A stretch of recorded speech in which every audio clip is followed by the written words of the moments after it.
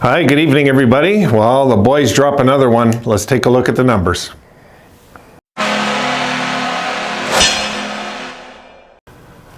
The effort was there, but I believe the fear was too. The fear of losing crept in, I believe, in this game. Just how it felt for me. I just think that the kids just got a little overwhelmed, maybe a little scared of a losing streak, and that's how you're going to get one. The effort was there. The effort was there. Their goaltending was there for them. We knew it would be them coming in. But look, Winnipeg gave up, heck of a lot of shots. Let's look at the numbers. We'll talk about it.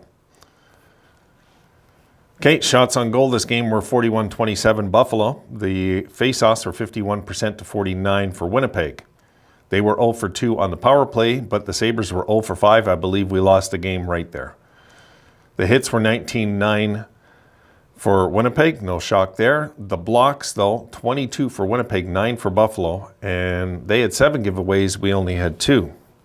Shots on goal per period. First period, 10-9 Buffalo. Second period, 16-9 Buffalo. And third period, 15-9 Buffalo. And there's that 41-27. Scoring. Sandberg opens it up in the first period.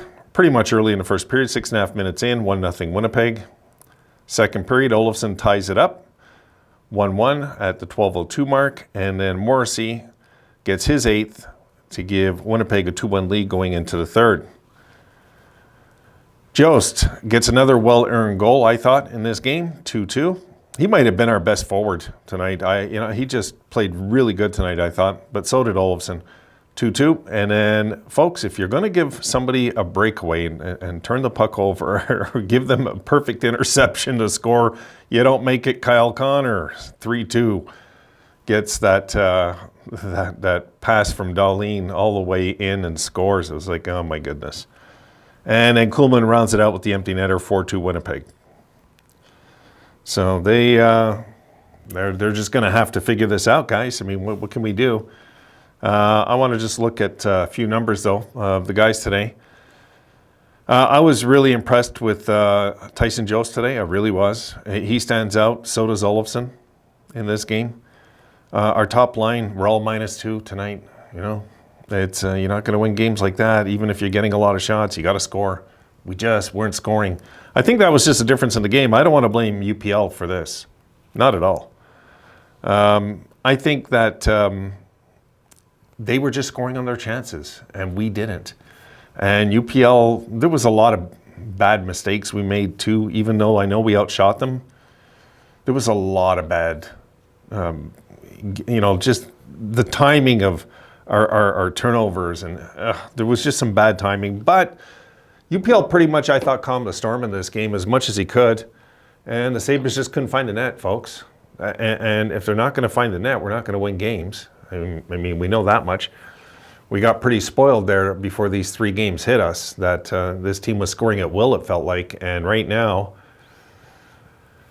well, we got 3, and then we got 0, and then we got 2. So we had, you know what I mean? It's like the last 3 games, we're just not scoring. We got 5 goals in 3 games, and that's not going to cut it, not in this league. So Sabres got to go into Nashville, and they got to figure out a way to take all this anger out on them. That's what they got to do now. And folks, the home thing, we'll just have to figure it out when we do. But next home stand, the way I'm looking at it, this was kind of the home stand where we could have really made a push to make the playoffs, and the kids just aren't ready. It's that simple for me. It's really that simple. They're just not ready to turn that corner yet. There's still time in the season to do it, but you only get so many chances. You only get so many homestands, and this was an opportunity, I thought, that slipped out of our fingers. I thought with a bit of luck, we could have went 3-1 in this homestand, I thought. Yeah, the one game I have no doubt we should have lost was that Philly game. The other 2, it's debatable. It's just debatable to me. That, yeah, could have we won the last 2? Yeah, sure we could have. But that doesn't matter what we could have done. It's what happened, and that's all that counts at the end of the year. So Sabres are going to have to figure a way, not just to win when they go on the road. They're going to have to find a way to regroup, okay?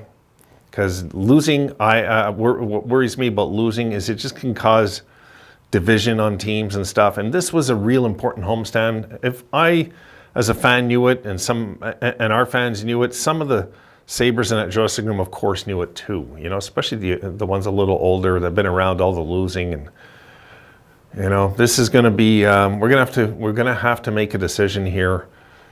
We're gonna have to make some moves at the deadline, I believe. This team, even if we don't get into the playoffs this year, which I don't think would shock us if we don't make it. I mean, we're not. You know, it's fun to talk about it, but we have to really look at the chemistry of this team, and we got to be absolutely sure, I believe, by the end of the year that we are completely set for next October, what we believe is going to be the Buffalo Sabres in that dressing room. We have to be really sure.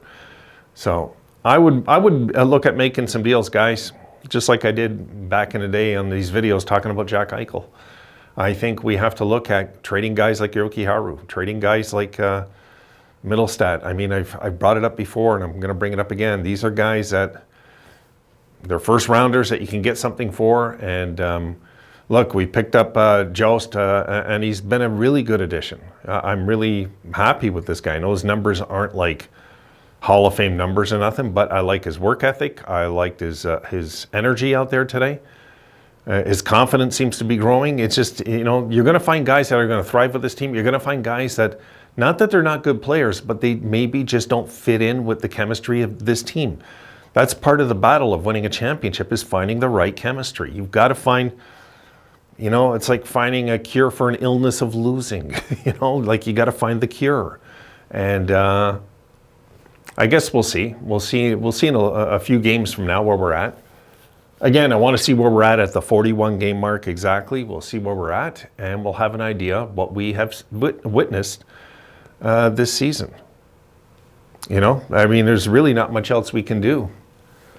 Guys, we're going to have to see after next game, where are we exactly at the half? So Sabres right now sit 20, 18, and 2. And what really sucks for me is the home record. You know, they're 9-11 at home, 9-11 and 2.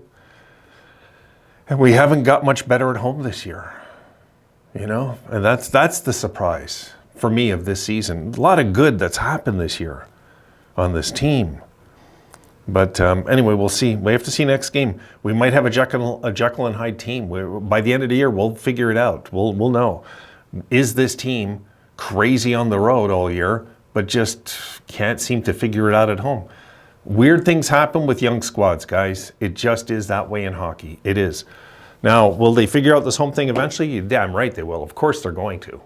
Sooner or later, this squad will win 10 in a row at home. I don't know if it'll be this year, but this team will go crazy at home eventually and figure it out. They will, but it might be what costs us any kind of a hope this year when it's all said and done, if they continue like this at home and just keep doing good on the road and keep struggling at home.